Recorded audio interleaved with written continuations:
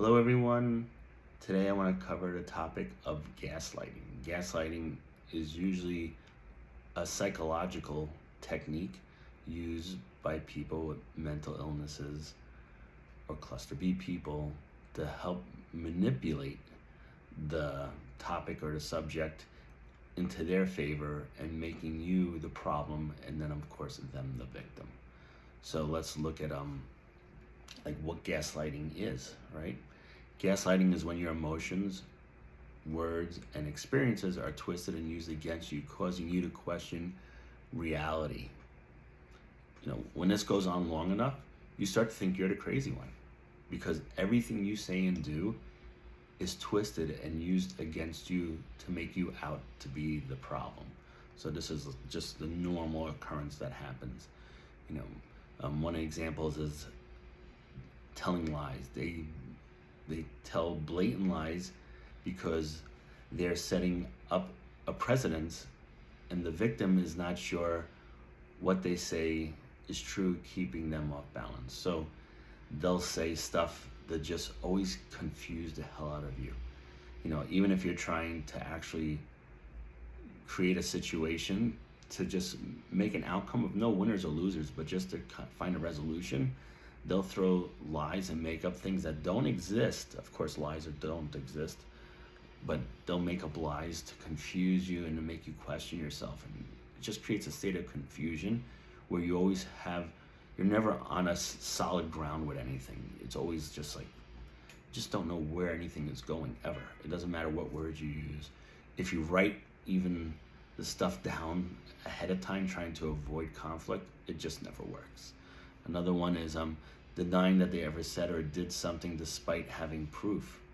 So it doesn't matter if you show them text messages, if you record stuff, if you have everything down in your mind where you're like, yeah, this is exactly what happened, it doesn't matter. They're gonna twist it and flip it on you no matter what. A lot of it comes from projection also. Projection is when they blame others to defend themselves for their mistakes. So it's like, oh, I cheated because of you. You don't show me the love and affection that I need. I take drugs because of you. You stress me out and I need to escape because of you. So it's like they're always projecting, making you to be the person which they truly are. So, but they'll justify it in any way, shape, or form. Turning people against you, right? Flying monkeys. Flying monkeys, some people don't know the term, is when they do a smear campaign and they start to go after people that are friends of yours, family, anybody that even knows you. And they try to turn them against you, saying what a horrible person you are, and making up stories where you're either an abusive person or you take drugs. And it could be totally fabricated, but this is what they do. And if the person doesn't know you, go, oh, wow, I didn't know this about so-and-so. And the next thing you know, that person's not as friendly to you anymore, or you lose friends. So they create an army of these people. That's why I call flying monkeys. So if you watch The Wizard of Oz, the witch has an army of flying monkeys, and they create this to go against you. What's another thing? Telling the victim that they're crazy. They respond, it's like, what are you, nuts? I never said that. I never did that. You're making things up. After a while, you start to really think that you might be, because it's so intense all the time where you're like, you start to think you're losing your mind, and this is what they want because they want full control over you. What's another one? Using what is important to the victim against them. They identify what is important to the victim and use that against them. Most often, an individual's identity is most important to them, so it may be one of the first things they attack. They may tell the victim that they would only be of worth if they didn't have so many negative traits, and attack the foundation of the person's own sense of identity. So they start to tell you you're all these things that you're not. You're a liar, you're a cheater. These are the most common things. You can't be trusted. I don't trust you. And next thing you know, you're trying to validate your worth to them because nothing makes sense. And you're like, well, I don't do this, I don't do that. It's like, no, I didn't lie. And it gets to the point where it's like they're projecting again their negative traits onto you, and you start to live a life of trying to prove your self-worth. And in that type of environment, it's pretty much like being thrown in the water without arms or legs and a weight tied around your waist. It's just a done deal. Eventually you're gonna drown within their own craziness, and there's just no way out. And that's it, until you get out of the relationship. What's another one? They start wearing people down. This usually happens gradually over time as the gaslighting worsens. Even the smartest person may be susceptible to this. So yeah, it's just like, torture, right? They tie you down and they're dropping drops on your head. It's like after a while you're just gonna lose it, because it's like they just do it over and over, and after a while it just breaks you down. The longer you're there, the worse it's gonna get. It's just because over time they erode all your boundaries, all your sense of self. Your own mental health starts to go, because you become so dependent on them, and that's what they want. They want control. So as this starts to go on over time, you start to get lost in their own psychosis, and you start to almost mirror them in a lot of ways, because they're your sense of reality. They become your sense of reality. Meanwhile, their sense of reality is totally twisted, but they suck you into their own world, and next thing you know, you're questioning everything. Their actions don't match their words. They're all talk. Their actions don't match their words, and often make false accusations. They make false promises. False promises could be something as easy as future faking. It's like, oh yeah, baby, I see us in the future having a family and doing this and doing that, and you just been dating the person for a month. And it's like they're telling you all these things, and it never adds up.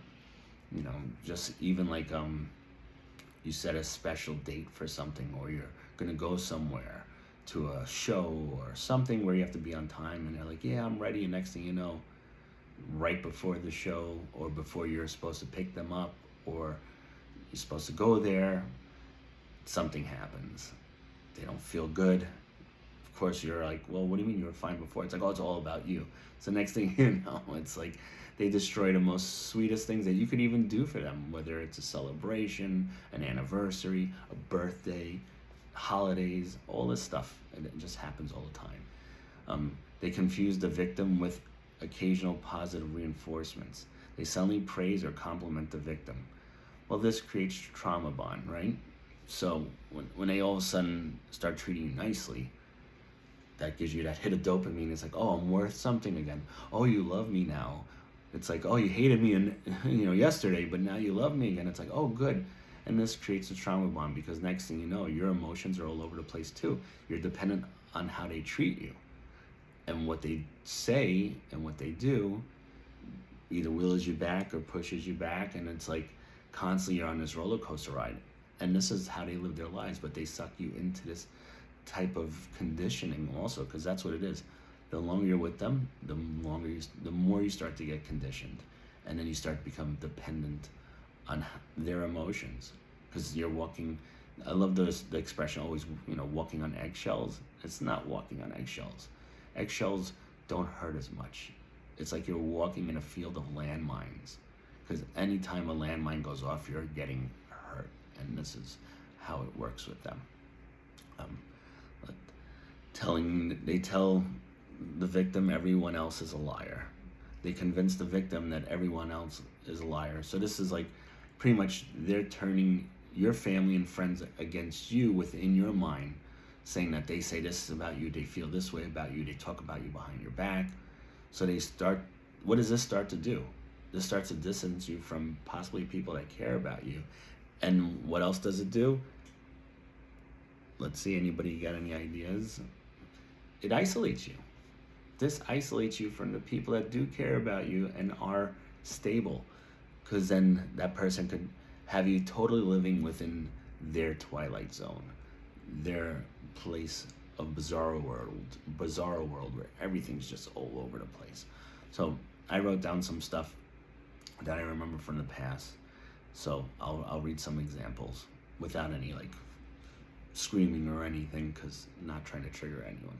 So it says, one of the things they say is, I'm sorry you think that I hurt you. I'm sorry that you think that I hurt you. Remember, it's in your mind. This is not the reality. Meanwhile, they did. Okay? You should have known I would have reacted this way. Why did you say it like that? Why did you do that? It's like, you know you were going to upset me. So how dare you do that to upset me? Meanwhile, you could have brought them flowers, and they go, oh, I hate roses. Why you got me roses? You know I hate roses. Meanwhile, they never even told you that. So this is like just subtle things. Somebody will say, you know the situation. They know the situation. It's like, well, what did I do wrong? It's like, well, you know what you did wrong. And it's like, well, let me ask your mom or your sister. I don't understand. They go, well, they know the situation too. And you're like, well, what is it?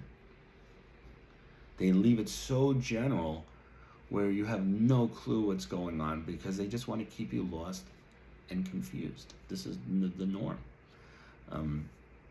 You know what you did. I don't need to tell you. My ex-wife used to say that all the time. All of a sudden she's angry. I'm like, what's wrong? She's like, you know what you did. I'm like, I don't know. Well, I don't need to tell you. You need to find out. And it's like, and you could sit there thinking forever, because you didn't do anything wrong. It's just, this is what they do. Let's see. And then another one is, I'm not stupid. You're the one that doesn't understand. Because you're trying to explain stuff, because you're trying to fix things. And they're like, well, I'm not stupid. You should know. It's like, you don't know anything. And you're just like, again, it's like they're the victim. They're always the victim, and you're the abuser when you never have been. And then over time, you might become the abuser, because you might react in such a way because you're always on edge. And then catching yourself, this is where you really need to start to look at things and get the hell out of there, because nothing's really going to change. Let's see the other one. Oh, it's always your way. It's always your way. Oh, let's go out to eat. Okay, where do you want to go? I want to go to an Italian restaurant. Oh, it's always what you want to eat. And the funny thing is, they might say, let's go out to eat. And you go, okay. And they go, what do you want to do? I want to go to this Italian place. Oh, it's always about you. It's like, well, you just asked me, what do I want to do? It's like, you see, they set you up. It's almost like they set up the pins to knock them down in bowling, right? So it's just, you're just never going to win. You could say something like, let's see, what happened last night? Where were you? It's like, you came home late and drunk, and it's just like, that never happened. Yeah, when you came home, you were drunk, you were fighting with me. That never happened. I don't remember that. Remember, their memory is faulty. So whatever they don't remember, it doesn't exist. It doesn't matter what they do to you. If they don't remember it, it doesn't exist. And if their memory has been kind of reproduced and reconfigured from their self, where they'll remember there's a memory gap and there's something that doesn't exist, they'll fill it in with whatever fits them. And next thing you know, you're in trouble again. Let's see. So what? It was your fault. You made me do it. You got me angry. It's just like, because you could bring up something that they said or they did or they hurt you with. And they're like, well, it's your fault. You're the one who got me angry. And then it's funny because you could be upset for a couple of days and you could tell them, well, remember when you said this? It's like, oh, let it go already. I was angry. I just said something. You don't have to hold on to it. Meanwhile, anything and everything you ever do, they put away in a file cabinet. So when you have an argument, they don't argue about what possibly happened now in the moment. They bring up everything in the kitchen sink to punish you with. And nothing gets resolved because that's not the goal. Their goal is to blame you and the blame shift. Okay, what's the next one? Oh, you take everything the wrong way. I was just kidding. Because you're like, oh, I'm gonna get dressed. It's like, oh, you're gonna wear that?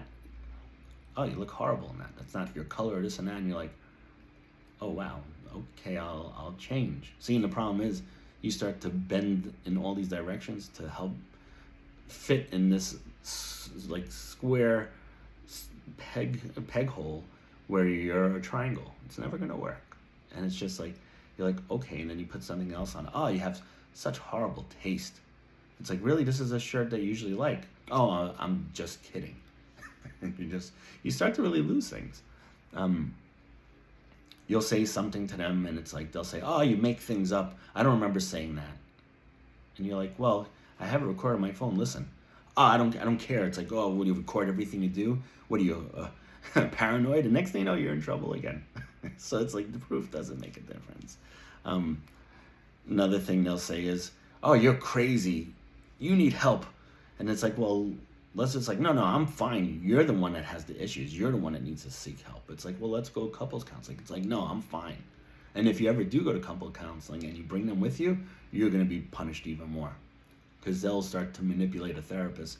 Because a lot of therapists aren't used to this. A lot of them don't want to deal with people like this because they know it's really difficult and draining. And sometimes it's just not worth the money, right? So if you do go to couples counseling, this person doesn't know this person's a cluster B or whatever it is, and that person starts to manipulate the whole conversation where they're the victim, you're the abuser, or at least it's just your fault. And next thing you know, you're getting beat up trying to do therapy to make things better. So it's like, you're never going to win. You're never going to win. All of a sudden, they're like, everyone knows what you do. Everyone knows what you do. And you're like, everyone knows what? What do I do? "Oh, you know what you do." "Well, can you share that with me?" And they just walk away. It's like, you're never going to get an answer because it's all fabricated. Okay. Next thing you know, it's like, out of nowhere, you could be just walking somewhere and they start yelling at you. And it's like, I'm not jealous. You were looking at her. It's like, I can't trust you. How do I know if you haven't done anything behind my back? All men are cheaters. And you're just like, man, if we were any more connected, we'd be Siamese twins, because it's like, you check my phone, I have to call you wherever I go, I have to take pictures. So now with the phone, it's like, we have to do FaceTime. Like, if you fall into this, if you're dating somebody and right away they don't trust you and they're checking your phone, or they always have to FaceTime you, these are red flags. You got to get away, because that person's not FaceTiming you because they want to see your face and be so sweet and share something. They want you to start to show where you are and what you're doing and who you're with every second, because they don't trust you, because they're jealous, they're insecure, and most of the time they're the ones who are cheating. So usually a cheater is, and I think everybody else is a cheater. Somebody who's a liar manipulator is, and I think everybody else is a liar manipulator. Remember, this is projection. And next thing you know, you're walking on eggshells trying to prove that you can't, because there's no proof of you doing anything wrong anyway. But of course, you're the problem. But it's like, if you're so bad, why do they want to be with you, right? It's like, if you're such a horrible person, why are they still with you? And another thing they'll say is like, "Oh, you think all women aren't like this?" And it's like, in your mind you go, "Oh wow, it's always going to be bad," and then you stay in that bad relationship, right? So what's another thing is, "Oh, you made me do it." It's like, oh, you catch them cheating or doing something horrible, and it's like, you made them do it, right? You put them in the bar, you put a gun to their head forcing them to drink, you forced them to go flirt with some guy or some woman, and that person had an intimate encounter with a stranger, one night stand. "Oh, you forced them to do it. You made me do it. If you didn't get me so upset, I wouldn't be going out. I wouldn't be drinking." So it's always your fault. Another thing with the phones, right? We all have our cell phones with us. So it's like, why didn't you pick up the phone? What were you doing wrong? Who were you with? It's like, well, I don't have my phone in front of me. I have it on silent. I'm at my friend's house. I'm being respectful. And it's like, you could be in the shower. "Oh, you didn't pick up your phone. What are you doing?" "Well, I was taking a shower." "With who?" "Nobody. I'm home alone." "Yeah, go on FaceTime." It's just like, the phones make it even worse. If you allow it, if you shut that down from the beginning with any relationship, it's like, just don't allow that. Because if somebody wants to always see where you are and what you're doing, those are really bad red flags. Anybody that trusts you is okay with texting or just talking without seeing you. These are things you have to really look at right away and spot. What's another thing? "Oh, why are you looking over there? Do you like her? Do you like her ass? You like this? You like that?" It's like, I was looking over there because I'm looking for the address of the place we're going to. So right away, it's like, you're in trouble. You're always in trouble. You're looking both ways across the street. Oh, you're looking at her, you're checking her out. It's like, no, I don't want to get hit by a car and die. So it's like, it becomes such a crazy world you live in. It's like, it's like, you say you always go to the gym. It's just part of your lifestyle. You live a healthy lifestyle. It's like, oh, why do you go to the gym? Who's there? Why do you always have to go? It's like, you could come with me. No, I don't want to go. It's like, well, if you think I'm doing something wrong, come with me. No, I don't want to go. You're doing something wrong there. That person's probably not there today. It's just like, you just can't win, And it's like, also, it's like, oh, do you have to go to the gym? The gym's more important than me. Who do you love more? It's like, remember, they don't look at you as a human being. They look at you as an object. So it's like, who do I love more? I love you, but I enjoy working out. It helps my health. I look a certain way, and that's what attracted you. And it's like, it doesn't matter. It doesn't matter. They'll always compare things that you do and them. And this will start to stop you from being who you are. Oh, it's like, oh, you got to watch the Flash TV show. What do you love that more than me? It's like, no, I like superhero stuff. It's like, I like, just everything about it. The next thing you know, you stop watching the show because it triggers her. And then this starts to happen more and more with everything that you are into and love. And then you become fully dependent on them because you've lost your sense of self, just as they have no sense of self. And this is where the trauma bond really is at. What's another one? Oh, well, I'm always second in everything in life. I'm always second place. And this compares to what I just said, right? It's like, oh, what do you care about more? It's like, what's your priorities? It's like, well, since you met me, I've always done martial arts. So it's like, this is what I do a few days a week. Oh, it's more important than me. It's just like, no, there's no comparison. There shouldn't be. This is an object. This is something that I spend time doing. It's not you, but this is what always happens. It's like, they'll even ask you like crazy questions. Like, oh, you love your mother more than me? It's like, well, I love my mom. But it doesn't compare. Oh, you love your dog more than me? You love your car more than me? You love, the football team more than me? It's just like, you love running more than me? It's just like, they want to be the priority. And even if you put them as that priority, you're just going to be punished more because they got you.